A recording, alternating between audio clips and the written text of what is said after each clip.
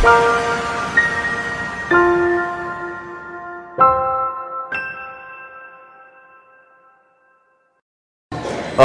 po ninyo nakabukas yung Bible niyo sa Ephesians chapter 5. So, nagpapatuloy po yung series natin sa Ephesians. And yung text po natin ay mula verse 15 hanggang verse 21. And so, kapag aalis po tayo ng bahay, siguro iba sa inyo papasok sa eskwelahan, o kaya papasok sa trabaho, o kaya magbabakasyon, mamamasyal. So, yung mga may iwan nyo sa bahay, ay usually anong sasabihin sa inyo bago kayo umalis? Ingat ka. Okay? O mag-iingat ka. Okay, so sinasabi yun, hindi, siyempre sinasabi yun dahil concerned sila sa atin. Sinasabi yun dahil mahal natin sila, mahal tayo nila.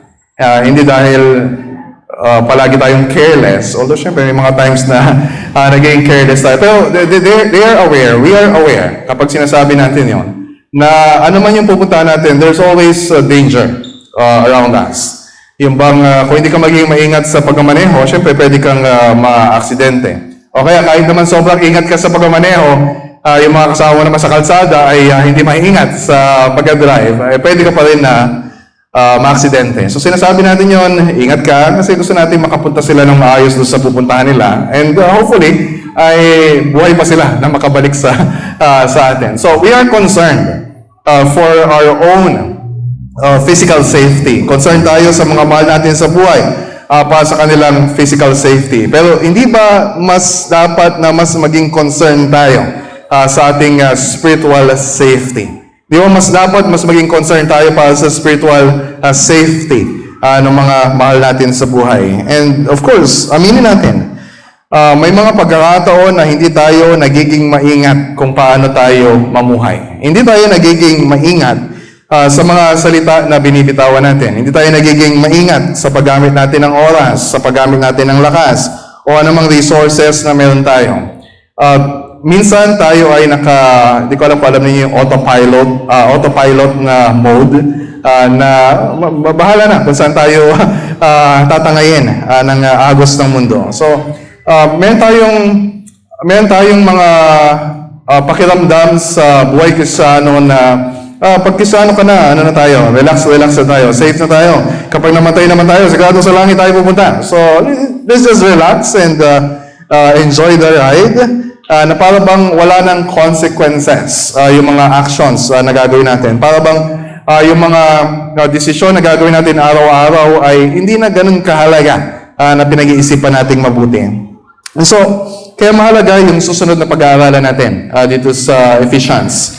Kung titingnan natin yung simulang-simula ng verse 15, yung text natin, ang nakasulat doon.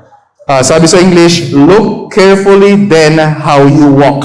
And I think mas precise sasalin sa Tagalog kasi sabi sa Tagalog, kaya't maging maingat kayo sa inyong paglakad. O sasalin na binasa natin kanina, kung paano kayo namumuhay. And sabi ni Paul, sa mga kapatid niya kay Kristo, ingat kayo. Mag-iingat kayo. And so, ang concern si Paul tungkol sa paglakad natin ng mga Kristiyano. So, ito yung every Sunday na nagiging image natin, na yung Christian life, it's a journey na meron tayong pupuntahan. So, meron tayong daan na lalakaran para makarating dun sa destination natin. And ito yung sinabi niya mula pa sa chapter 4 na paglakad o pamumuhay ng isang Kristiyano na dapat consistent sa bagong relasyon na meron tayo kay Kristo. Dapat consistent doon sa mabuting balita na sinasabi natin na pinaniniwalaan at tinanggap natin. Ito yung paglakad na kung ititrace niyo yung pinag-usapan natin mula chapter 4 hanggang yung text natin last week, ito yung paglakad na merong pagkakaisa sa church. Ito yung paglakad na merong paglakad sa kabanalan. Ito yung paglakad sa pagmamahal sa bawat isa. Ito yung paglakad na sa liwanag. Ipinag-aralan natin last Sunday. And ngayon, pag-usapan natin yung paglakad sa karunungan. So ito yung nangingibabaw na tema dun sa teksto natin. And so, dahil sa yung pinag-aralan natin last week, di ba, na sa paligid natin ay yung mga tao na namumuhay sa kadiliman dahil sa kasalanan. And of course, alam natin sa sarili nating puso, dahil may natitira pang kasalanan, ay in a sense, ay nandun pa rin yung works of darkness Kaya sinabi ni Paul, maging maingat kayo. Kasi alam niya na we live in a very dangerous situation every day. Kahit nasaan tayo. Diba? Kahit nga nasa loob tayo ng simbahan, hanggang nandun pa yung kasalanan na nakatira sa atin, so kailangan tayo maging maingat. So yung buhay Kristiyano, hindi dapat autopilot na mode. Na dapat maging maingat tayo sa pagmamaneho. Dapat alam natin yung dinadaanan natin. Dapat tama yung dinadaanan natin. And make sure na tama yung destination natin. And make sure na we are walking yung path na inilatag sa atin ng Panginoon. Hindi kung ano lang yung alam natin na tama o yung gusto natin. And so, yung paraan ng pamumuhay natin ay dapat pinag-iisipan nating mabuti. So, yung word na ginamit, look carefully, sa ibang mga verses sa New Testament ay sinasalin din na accurately, closely, diligently, or more exactly. So, ibig sabihin, hindi tayo dapat mindless. Hindi dapat lutang yung isip natin sa mga ginagawa natin. Dapat pinag-iisipan nating mabuti. Of course, may mga times na yung nagiging driving force ng mga decision na ginagawa natin ay because we are so emotional. So yun yung nagiging basis for our decision making. O kaya, basta ito yung naisip ko na tamang gawin, so ito yung gagawin ko. Or ito yung personal preference ko. So, kahit na may nag-a-advise sa'yo kung anong dapat mong gawin, hindi mo pinapakinggan kasi meron kayo naisip na in our pride, ay sa tingin natin yun yung tamang gawin. Pero, pinag-iisipan ba natin? Nag-iisip pa tayo mabuti before we make a decision. Of course, may mga decisions na automatic sa atin. Meron ng instinct. We have grown in such maturity na alam na natin kung ano yung gagawin. Pero may mga bagay na lalo na kapag mga major decisions yung gagawin natin, magtatrabaho ba ako sa ibang bansa or ito yung gagawin ko ngayong araw na ito. Pag may mga major decisions, pinag-isipan ba natin na yung gagawin ba natin na yon ay makakabuti sa atin o makasasama? Ano magiging consequences ng decision na gagawin natin for us, for our family, for our church? And so, mahalaga yung topic na ito kasi let's just admit, maraming mga pagkakataon na hindi tayo nagiging maingat sa mga desisyon na ginagawa natin. Nagiging padalos-dalos tayo sa buhay natin araw-araw. And you know why? Kasi kulang tayo sa kaalaman. Ano yung kalooban ng Diyos sa bagay na ito. And kahit na alam natin yung mga bagay na tamang gawin, alam natin, ito yung will ni Lord sa situation na ito. Kulang naman tayo sa kakayahan na gawin yung alam natin na tamang gawin. So kaya sabi ni Paul, I will read sa English ulit yung passage natin. Sabi niya, look carefully then how you walk. Not as unwise, but as wise. Making the best use of the time because the days are evil. Therefore, do not be foolish, but understand what the will of the Lord is, and do not get drunk with wine, for that is debauchery, but be filled with the Spirit, addressing one another in psalms and hymns and spiritual songs, singing and making melody to the Lord with your heart, giving thanks always and for everything to God the Father, in the name of our Lord Jesus Christ, submitting to one another out of reverence for Christ. So, ano sinasabi ni Paul? Tingnan niyo yung mga verses na yun. Sinasabi niya, dahil sa kasamaan na nakapaligid sa atin, ay mas lalong kailangan natin bilang mga Kristiyano mamuhay na wise at hindi foolish. And mangyayari lang yung kung inuunawa nating mabuti kung ano yung kalooban ng Diyos at kung nagpapasakop tayo sa kapangyarihan ng Espiritu para magawa natin kung ano yung kalooban ng Diyos. So, in short, dapat na lumago tayo sa karunungan ng Diyos sa pamamagitan ng pag-unawa sa kalooban ni Kristo. Ito yung tatlong points ng message natin ngayon. At pagpapasakop sa kapangyarihan ng Espiritu. So, isa-isayin natin yung tatlo na yun. So, yung una ay tungkol sa paglago sa karunungan ng Diyos. Balikan natin verse 15, verse 16. So, tingnan niyo yung Bible niya. Look carefully then how you walk, not as unwise, but as wise, making the best use of the time. Because the days are evil. So, makita niyo sinasabi ni Paul, meron tayong, ito yung hindi dapat, ito yung dapat, at bakit dapat gawin yung sinasabi niya. So, ano yung hindi dapat na maging paraan ng pamumuhay natin bilang mga Kristiyano? Ano sabi niya? Una, huwag maging mangmang. So sabihin niyo sa katabi ninyo, huwag kang maging mangmang. Sabihin na lang niyo sa sarili niyo, kaya yung sabihin sa katabi ninyo. Eh, sabi ni Paul. So yung salin na ginamit dito ay unwise. So pwede rin gamitin natin term dito ay foolish, hangal. Kung gusto niyo, yun na lang sabihin niyo sa katabi ninyo. Huwag kang maging hangal. And this for all of us. Ito yung prayer natin. Sana hindi masabi sa atin, sana hindi masabi sa mga anak natin habang lumalaki sila. Sabi sa Proverbs, if you want to grow in wisdom, basahin natin yung Proverbs. Of course, yung buong salita ng Diyos. Pero Proverbs 1:22, sabi doon, tungkol sa taong mangmang. Taong mangmang, walang gustong kaalaman. Hanggang kailan ka tatagal sa abamong kalagayan? Hanggang kailan ka mananatili sa iyong kamangmangan? Kailan mo pa iisiping maghanap ng kaalaman? So, huwag maging mangmang. So, anong dapat gawin? Nasa verse 15 pa rin. Dapat tayo ay maging marunong. Kasalid sa version siguro na gamit niyo, maging matalino. Wise. Ito yung, pag sinabing matalino, hindi ito yung magaling lang sumagot ng mga questions sa school, sa exam. 100, A+, sa exam or sa isang subject. Pero it's not just about knowing kung ano yung tama, kung ano yung mali, kung ano yung mabuti o yung masama. Ito rin yung meron kang kakayahan. You have a skill na gamitin yung tamang kaalaman para sa mga specific situation sa buhay. So yun yung ibig sabihin ng pagiging matalino o marunong.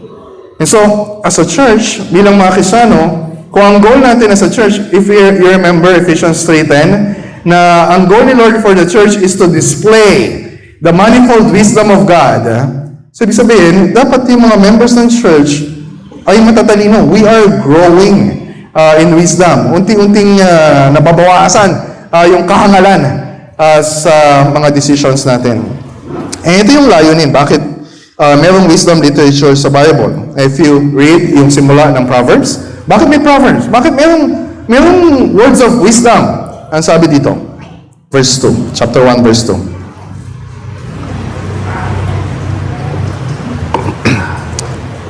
Sa pamamagitan nito,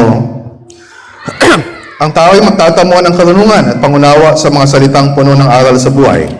Itinuturo nito ang matuwid na paraan ng pamumuhay, katuwiran, katarungan at katapatan. Mabibigyan nito ng talino ang mga walang karanasan at ang mga kabata ay matuturuang magpasya ng tama. Di ba that's what we want for our young people? Na matuto sila how to decide sa relationships, sa trabaho, sa pag-aaral. And of course, that's also what we want for all of us. Sa pamamagitan nito, lalong tatalino ang matalino at magiging dalubhasa ang kakauntiang kaalaman. Sino sa inyong gustong matalino? Maging matalino, pakitaas ang kamay. Sino sa inyo gustong, hindi ko na itutuloy. And so, kasama sa pagiging marunong o sa paglakad ng may karunungan, ay yung pangatlo, ay dapat nating samantalahin yung bawat pagkakataon. Ang sabi sa verse 16, making the best use of the time. Alam niyo kung ano yung literal na salin nung sinasabi sa verse 16? Kapag meron kayong King James Bible, ang nakasulat doon ay redeeming the time.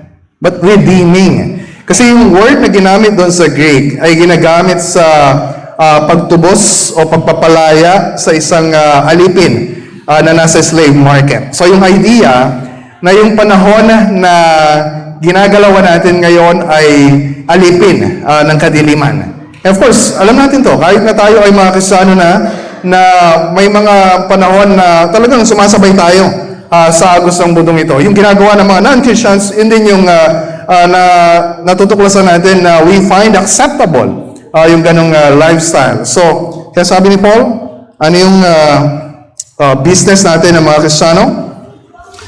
Sabi na isang commentary, the business of buying time out of its slavery to evil takes place day by day, moment by moment, in the practical decisions of everyday life. Nasa halip na yung layunin ng jablo o ng kasalanan ng kadiliman o ng kamunduhan ay yung mga ibabaw sa mga nangyayari sa buhay natin ay dapat na yun ay to redeem para sa mga layunin ng Diyos.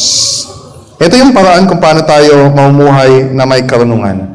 Hindi lang ito, maraming bagay sa buhay is not just a matter of sin issue. Na ito kasalanan, ito hindi kasalanan.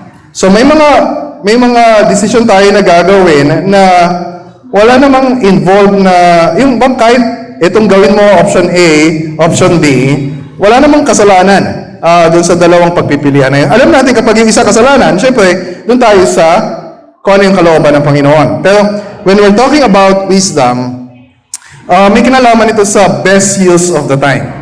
So ito yung salin sa English. Kaya samantalahin yung pagkakataon. Kasi yung word na ginamit dito, sa Greek merong dalawang salita na tumutukoy sa time or oras. Yung chronos, alam natin yung chronology, yung pagkakasunod-sunod.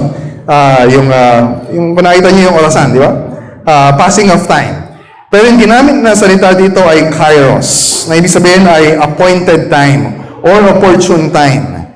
Na yung concern natin ay hindi lang basta kung ano yung nakasulat sa kalendaryo natin, ano yung mga to-do checklist natin, okay, nagawa ko to, kundi how do we use our time in such a way na yung gagawin natin ay para sa layunin ng Diyos. Ano yung layunin ng Diyos? Binanggit ko kanina Ephesians 3:10, to display the wisdom of God.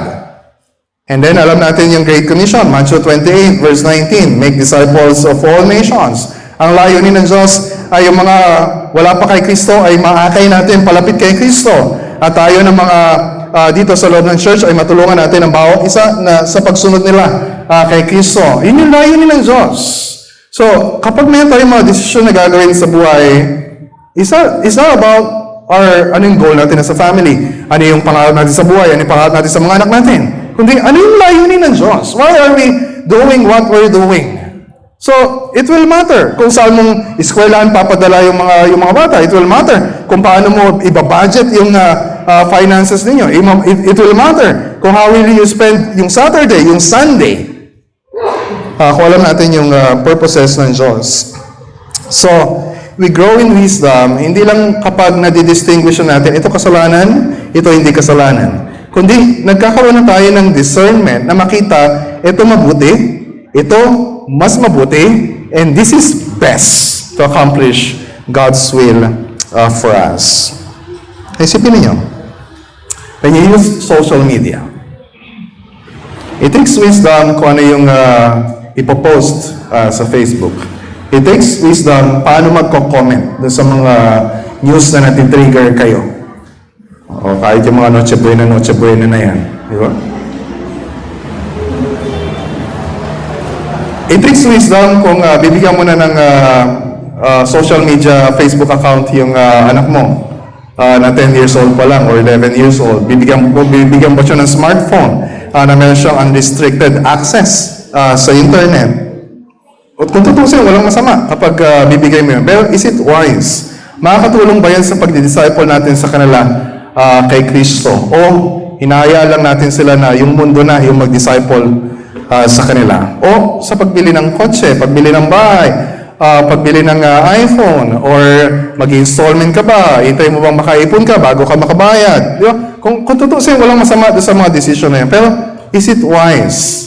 Yung mga decision na gagawin natin, makakatulong ba yun para mas maging generous tayo sa pagbibigay o makakaad lang yun para medyo maging stingy na tayo sa pera natin and will hinder yung misyon na bigay sa atin ng Panginoon. Di ba? Yung mga decision na magtatrabaho ba yung asawa ko or magtatrabaho ba yung lalaki? Kung magtatrabaho, pupunta ba siya sa ibang bansa at iiwanan yung kanyang pamilya? Kung tutusin, wala namang evil doon sa decision na yun, pero makakatulong ba yun sa family? Makakatulong ba yun sa covenant commitment ninyo sa church? Or kung saan eskwelahan mag-aaral yung mga bata? Magka-traditional school ba sila? Mag-homeschool ba sila? So we make thousands of decisions sa buhay natin. And it takes wisdom how to decide. Hindi lang what is good, but what is better and what is best. And so ngayon, bakit tayo dapat maging marunong? At bakit dapat nating samantalihin yung bawat pagkakataon? Sabi sa verse 16, ano yung paliwanag doon? Because the days are evil. Dahil ang dahil sa kasamaan ng panahon. Sabi sa Tagalog, sapagkat puno ng kasamaan ang kasalukuyang panahon. Alam natin, araw-araw na din yung temptation sa heart natin. Araw-araw we are being tempted. Kapag nag-scroll ka sa Facebook, kapag nakikinig ka ng balita, kapag nakipagkwentuhan ka sa kapitbahay, kapag nandun ka sa workplace, everyday, hindi tayo tatantanan ng diablo. Because the days are evil. Ito yung napag-aralan natin simula pa chapter 4. We are surrounded by non-believers na darkened yung understanding nila.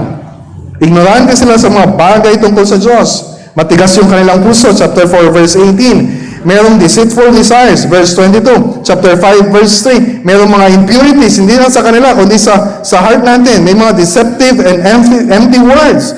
Merong temptations na makinig sa kanila, na makisama sa kanila. And tulad na pag-aralan natin last week, merong temptation sa atin to participate in the unfruitful works of darkness. Kasi halip na sila yung na-impluensya natin, tayo liwanag, na dapat nagliliwanag sa kadiliman. That darkness can be so powerful na yung liwanag na nasa atin ay napapalitan ng kadiliman. So kailangan natin maging maingat. Maging maingat tayo sa mga nakikita natin sa social media. Maging maingat tayo sa mga influencers, sa mga vloggers na sinusundan ninyo. Hindi lang dahil kasalanan nyo o masama yung pinapost nila. Maging maingat tayo sa mga pinapanood natin na walang kabuluhan, na walang katuturan. Dahil yung isip natin ay magiging walang kabuluhan din, walang katuturan. Mag-ingat tayo sa paggamit ng oras na meron tayo, ng lakas na meron tayo, ng pera na meron tayo. So yung money, yung time, yung energy natin, kung tutusin, it's neutral. Pero nandun yung temptation na sa halip na gamitin natin sa mga bagay na may kinalaman sa Diyos, ay magagamit pa to serve the purposes of evil. So kailangan maging wise tayo mga Kristiyano. Ano natin gagamitin? Lahat ng mga bagay na pinagkaloob sa atin ng Diyos for God's good and holy purposes. Kailan kayo naupo and just pinag-isipan ninyo, how can I use my money? How can I use my time? How can I use my work? How can I use yung eskwelahan ninyo o yung pagiging estudyante ninyo for God's good purposes? So pangalawa, verse 17. So para maging maingat tayo sa pamumuhay natin, ay kailangan yung pag-unawa sa kalooban ni Kristo. Ano sabi sa verse 17? Therefore, do not be foolish, but understand what the will of the Lord is. So, ano kinalaman niya sa verse 15 at verse 16? Paano ka makakalakad o makakapamuhay ng may karunungan kung hindi mo naman naiintindihan, kung hindi mo naman alam kung ano yung kalooban ng Diyos? Sabi ko dito, pag-unawa sa kalooban ni Kristo. Bakit ko sinabi yun? Ano ba sabi ni Paul sa verse 17? What the will of the Lord is. Sino ba yung Panginoon natin? Di ba Jesus is our Lord? Di ba sabi sa Great Commission sa Matthew 28:18, sabi ni Christ mismo, lahat ng kapangyarihan, lahat ng otoridad sa langit at sa lupa ay nasa Kanya. Ibig sabihin, siya yung Panginoon na dapat nating sundin sa lahat ng bahagi ng buhay natin. And how can we make disciples? Ano sabi sa verse 19? Teaching them to obey everything I have commanded you. So paano tayo mag-grow in wisdom bilang mga disciples ni Christ? Kailangan na sundin natin ang lahat ng inuutos ni Kristo. Paano natin malalaman ang lahat ng inuutos ni Kristo kung hindi natin alam kung ano nakasulat sa kanyang mga salita? Kaya sabi sa verse 17, sa simula, huwag kayong maging hangal o foolish. Pareho natin yan yung verse 15. Do not be foolish. Although iba yung salita na ginamit dito, pero merong overlap yung meaning. Kapag sinabing foolish, mangmang o kaya ignorante sa tamang kaalaman, yung walang good sense, walang sound judgment na gawin, yung mga kailangang gawin.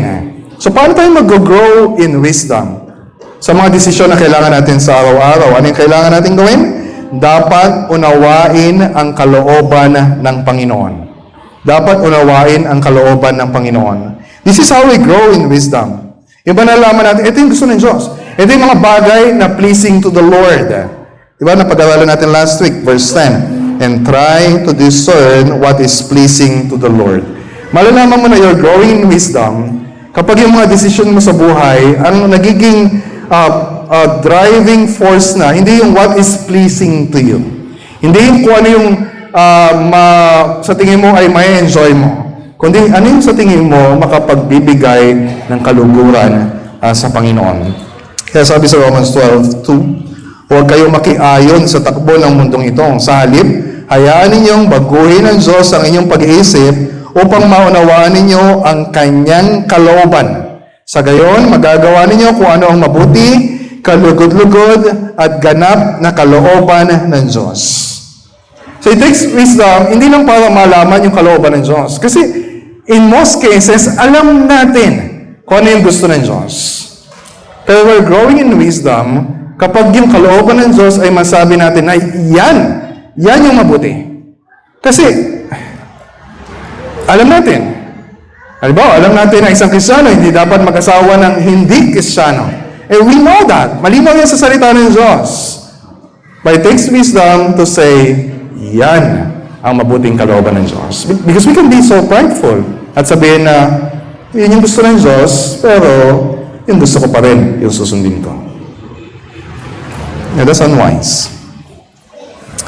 So may mga bagay na direkta alam natin kung ano yung kalooban ng Panginoon. Pero marami tayong desisyon na ginagawa araw-araw na walang nakasulat directly sa Bible. Kung bibili ba tayo ng sasakyan o ng bahay, kailangan ba mag-ipon muna tayo ng 2 million bago makabili? Or okay lang mag-installment? Sabi sa wala nakasulat sa Bible. Tungkol doon. Basahin niyo buong Proverbs. May sigurong some principles. Pero before we focus doon sa mga bagay na hindi tayo sigurado anong gagawin natin dito, dapat malinaw muna sa atin, may mga bagay na sobrang linaw sa Scripture na kalooban ng Diyos. Halimbawa, 1 Thessalonians 4:3, kalooban ng Diyos na kayo'y maging banal at lumayo sa lahat ng uri ng kahalayan. So kung may gagawin ka na makapag-tempt sa'yo to go into that direction, that's unwise. Chapter 5, verse 18, magpasalamat kayo sa Diyos sa lahat ng pagkakataon sapagkat ito ang kalooban ng Diyos sa inyo.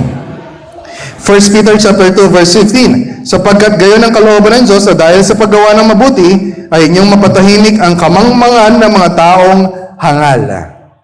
Of course, when we read the whole Scripture, kapag binasa natin yung buong Bible, makita natin kung ano yung kalooban ng Diyos na paniwalaan natin, kung pag-aaralan natin mabuti.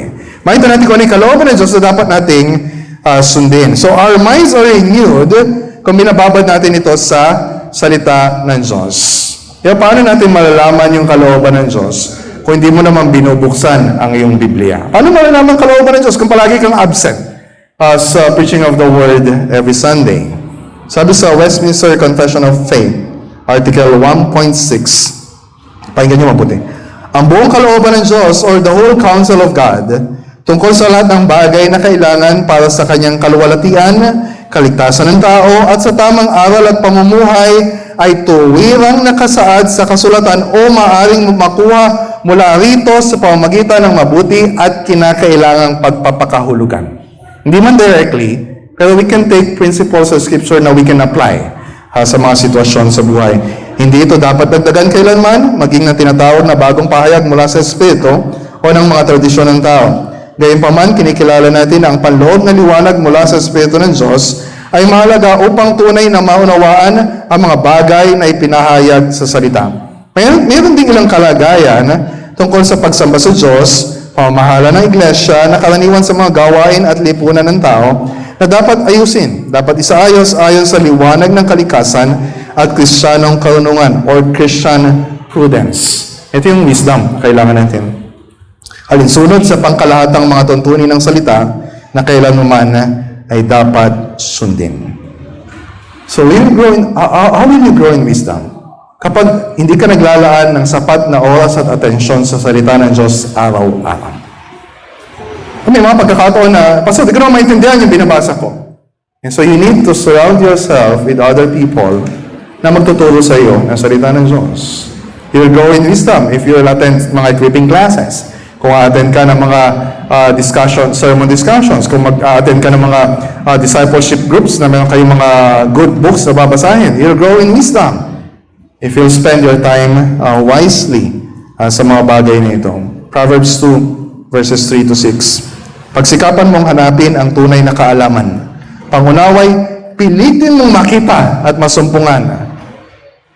We need to exert effort. Ang daming mga Kristiyano tamad. And then you expect to grow in wisdom. Kung ito ay parang pilak na iyong hahanapin, at tulad ng ginto na iyong miminahin, malalaman mo kung ano ang kahulugan ng paggalang at pagsunod kay Yahweh. At matatamo ang kaalaman tungkol sa Diyos. Sapagkat si Yahweh ang nagkakaloob ng karunungan, sa bibig niya ang kaalaman at unaway bumubukal. If we will only approach yung pagbabasa ng Biblia, na parang alam mo na, halimbawa, sa bakuran ng church, kapag sinabi ko sa inyo na, alam ba ninyo na sa tapat ng bahay nila, Pastor Marlon, ay merong ginto na nakabaon. Ibinaon ng panahon ng Apon. So, anong gagawin natin?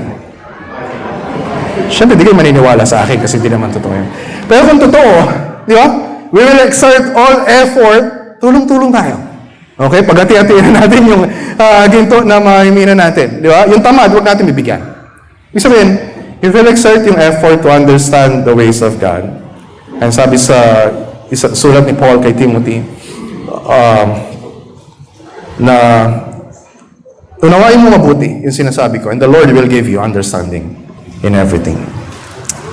And so, di ba nakapagtaka? Mga estudyante natin, masipag sa pag-aaral sa eskwelahan. And we celebrate that. We encourage them na maging masipag sila. Ay kapag nagtatrabaho tayo, sinisipagan natin pag-aralan kung ano yung gagawin natin. Siyempre, para maging maganda yung performance natin sa trabaho, kaya ma-promote tayo sa trabaho. Pero bakit? You ask yourself, bakit ang tamad-tamad mo na pag-aralan yung salita ng Diyos? I know, it's painful to hear yung word na tamad. But we have to look at ourselves in the mirror. Why? Diba?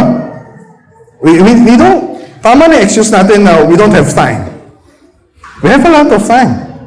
Sa pag-scroll sa Facebook, sa panonood sa YouTube, we just need to spend our time wisely. Bakit di natin paglaanan ng oras yung to maximize yung participation natin sa mga pagkakataon sa church that will grow in wisdom kasi pinag-aaralan natin yung salita ng Diyos. Pangatlo, para maging maingat tayo sa pamumuhay natin, number 3, kailangan natin yung pagpapasakop sa kapangyarihan ng Espiritu.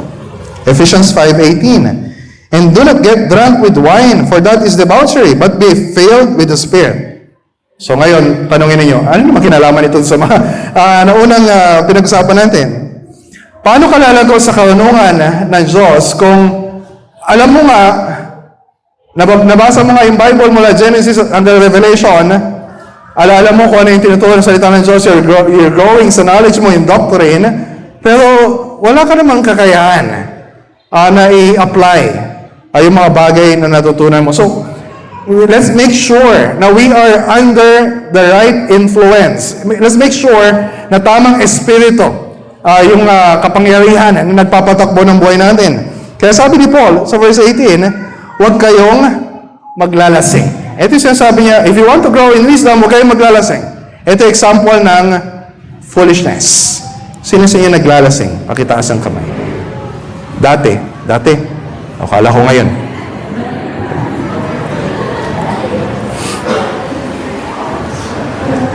So you know, some of you, alam niyo kung ano yung experience ng paglalasing.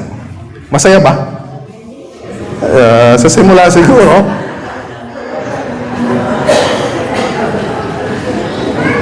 Pinagbabawal ba sa Bible yung pag-inom ng alak? Yes or no? No. Ang pinagbabawal sa Bible ay yung paglalasing. Do not be drunk with wine. Okay, pero syempre may mga pagkakataon na yung pag-inom ng alak is also unwise. Lalo alam mo na you have a tendency na hindi makontrol yung sarili mo. Or kapag may mga nakakita sa iyo ng mga non-Christians or Christians na may stumble because of what you're doing. Pero syempre, ang sinabi dito na hindi dapat gawin, huwag kayong maglalasing. Kasi kapag naglalasing, nagiging wala na sa control yung pag-iisip ninyo, wala na sa control yung mga gagawin ninyo. How can you decide wisely kapag kayo naglalasing? Alam ba ninyo na mayroong isang section sa Proverbs na ang topic ay tungkol sa paglalasing? Sabi sa Proverbs 23. Buksan niyo yung Bible ninyo para makita ninyo. Nasa Bible yung babasahin ko. Proverbs 23 verses 29 to 35.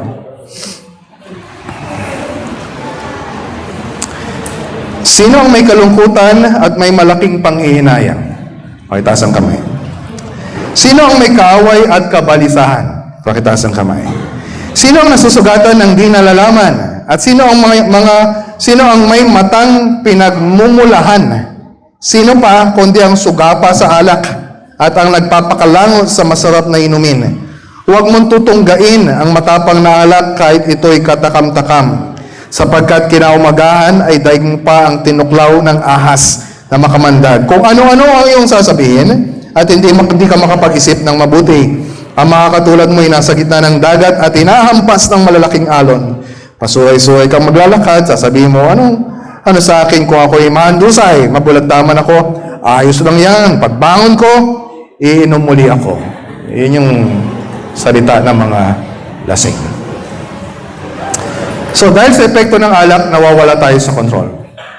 Of course, it doesn't mean na you're no longer responsible sa ginagawa mo.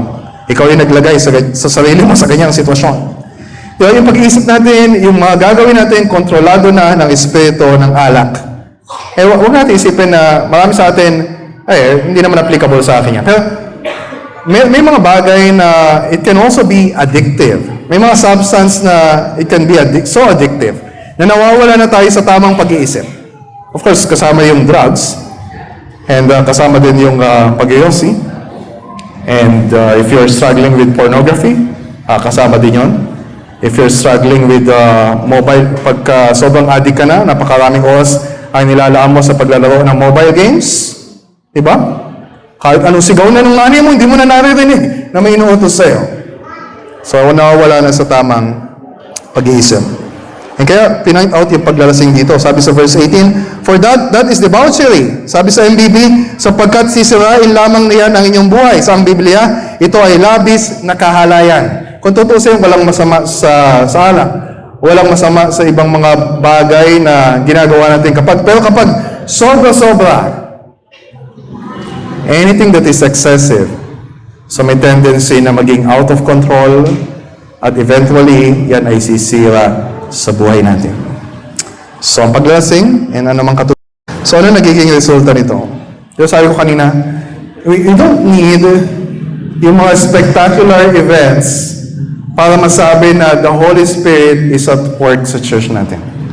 We don't need, sometimes, syempre gagawa ang banal na Espiritu na something spectacular, so miraculous. Na alam natin, obviously, yun ay from the Holy Spirit.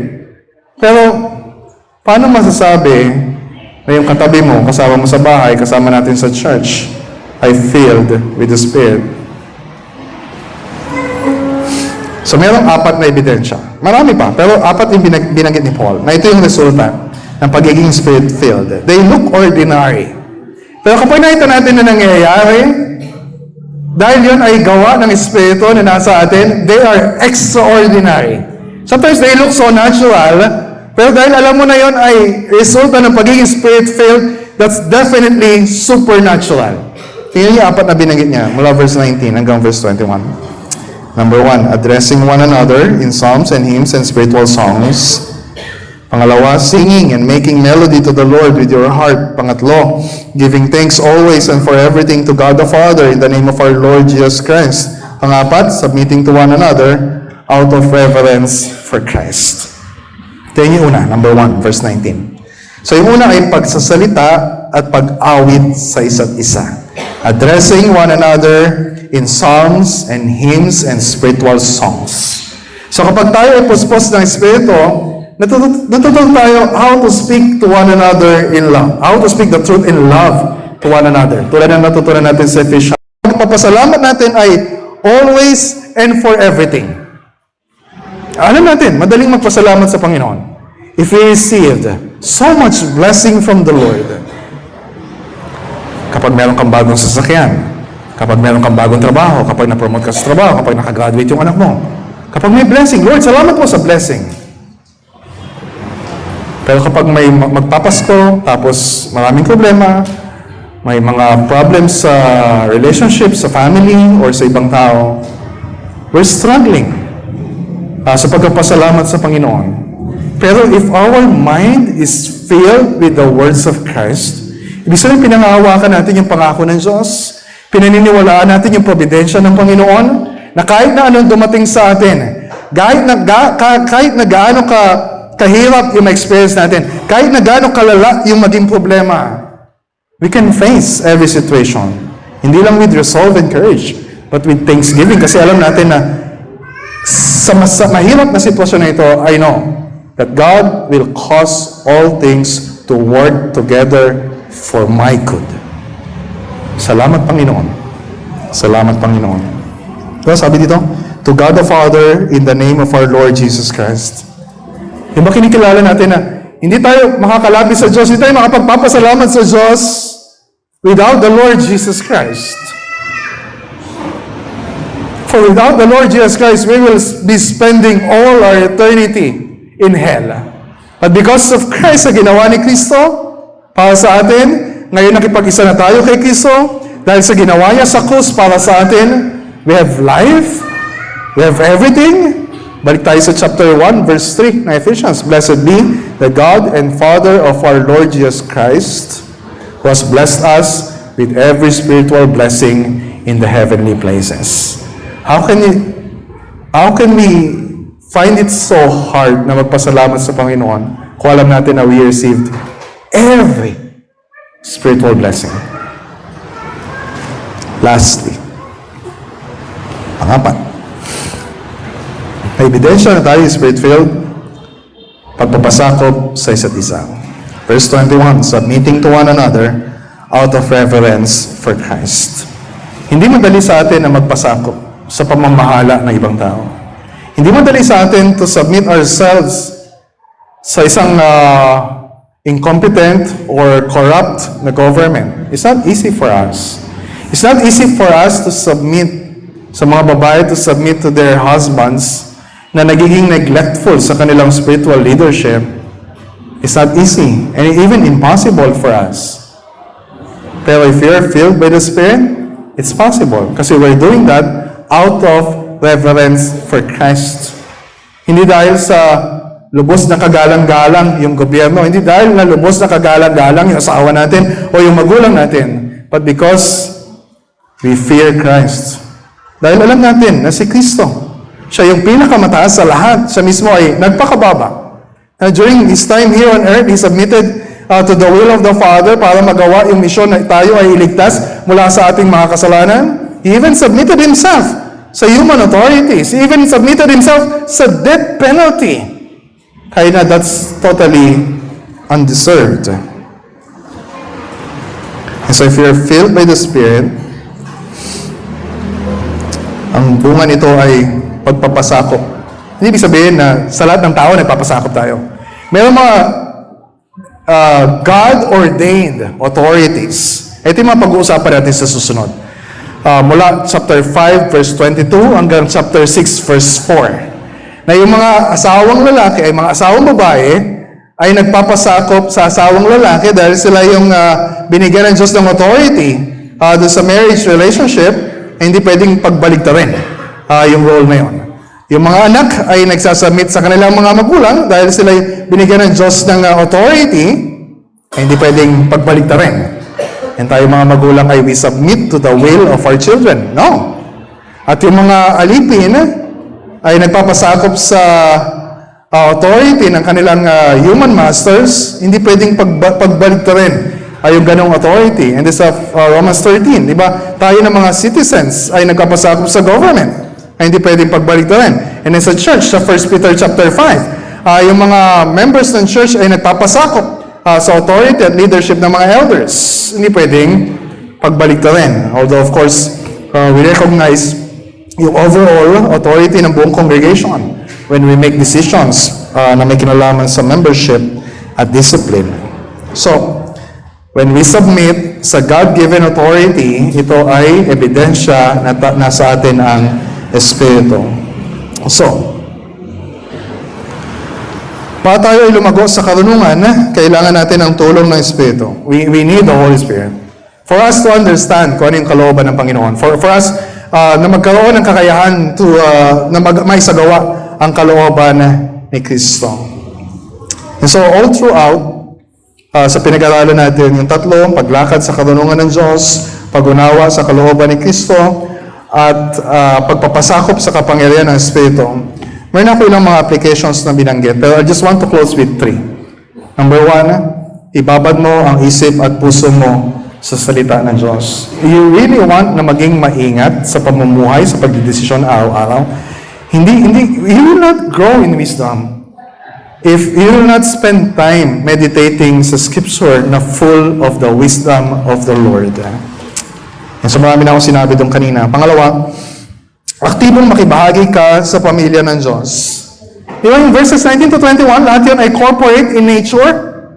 How can you be filled ng Holy Spirit? Paano makikita yung ebidensya sa'yo na you are filled by the Spirit kung ikaw ay nakahiwalay sa church? That's why we take seriously yung membership sa church because you will not grow in wisdom.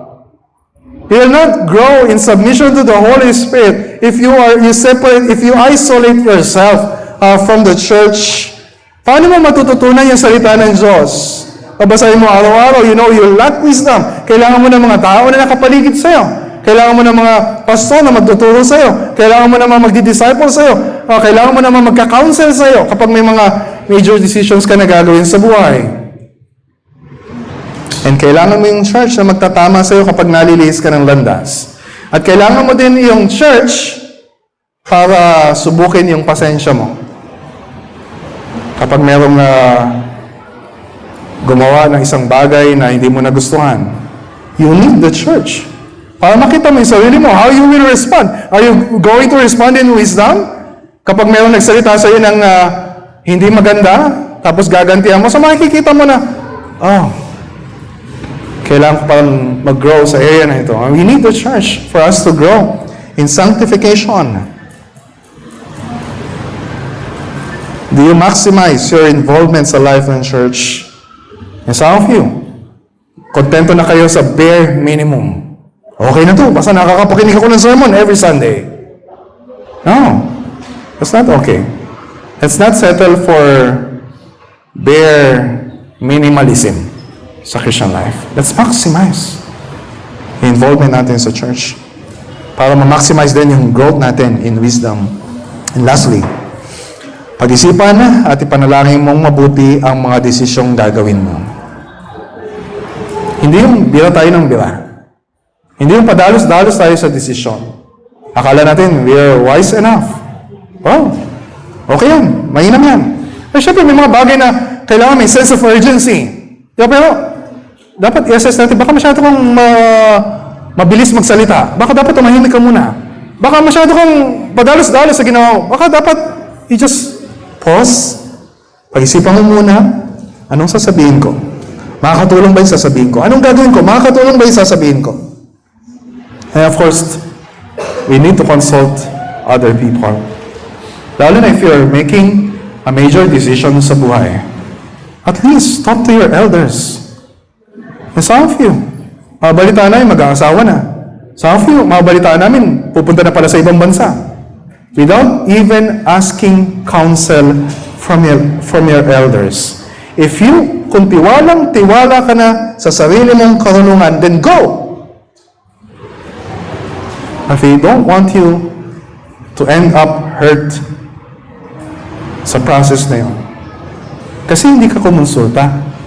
O kung kumonsulta ka man, hindi ka naman nakinig. Ginawa mo pa rin kung ano yung gusto mo. So what's the point of asking counsel? What's the point na nag-spend pa tayo na usap tayo pero hindi mo naman papahinggan yung sinabi namin sa iyo.